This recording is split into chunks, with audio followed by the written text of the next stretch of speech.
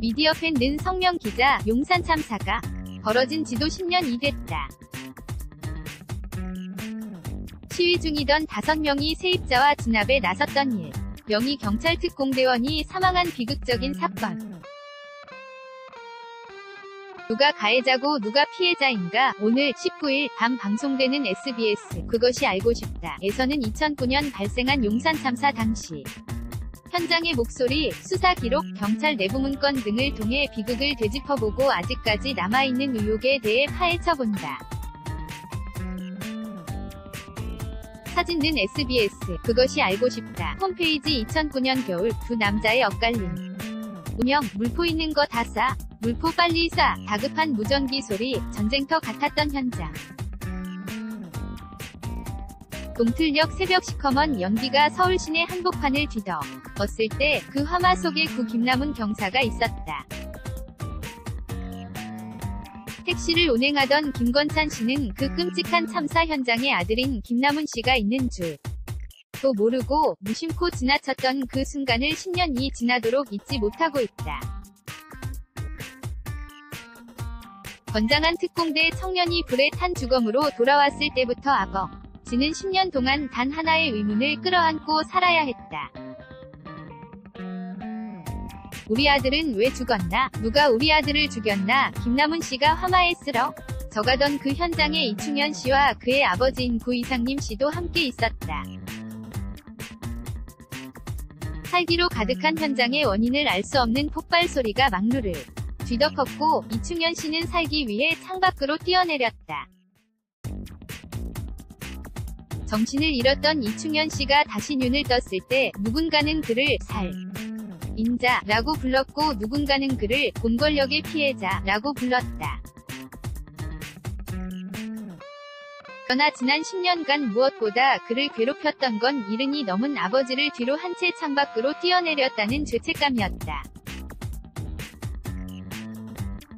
10년 전 서울 용산 4구역 세입자들이 농성 중이던 남일당 건물 옥상에서 전 국민을 충격에 빠뜨린 참사가 발생했다. 5명이 세입자와 1명이 경찰 특공 대원이 사망한 유례없는 사건. 경찰의 과잉 진압에 대한 숱한 논란이 있었지만 적법한 공무집행이었다는 대법원 판결로 용산 참사의 법적 공방은 마침표를 찍었다.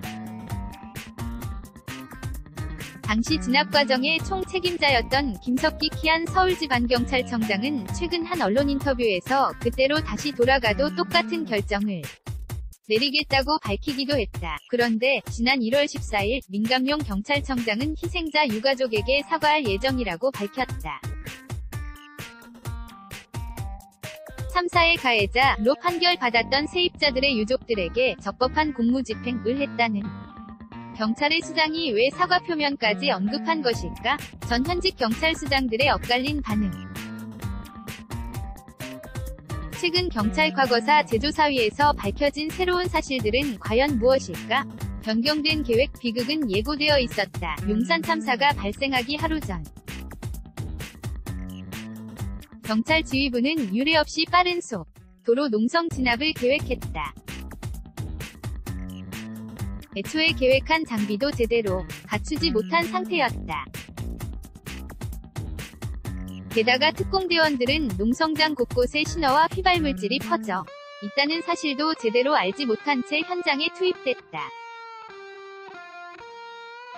생존을 걸고 싸우는 농성자들로 인해 막루의 문턱을 쉽게 넘지 못하는 상황에서도 경찰 지휘부의 무전은 쉴 새 없이 진압을 명령했다. 끔찍한 참사 이후 경찰의 과잉 진압을 비난하는 여론이 들끓었지만 사건 2달 뒤 경찰 지휘부의 상당수는 일괄적으로 승진했다. 그것이 알고 싶다. 제작진은 그날 현장에 있었던 전 위경, 경찰 특공대원, 소방대원들의 제보와 3,000페이지 분량의 수사 기록, 경찰 내부 문건을 입수해 숨겨져 있던 그날의 진실을 파헤쳐본다.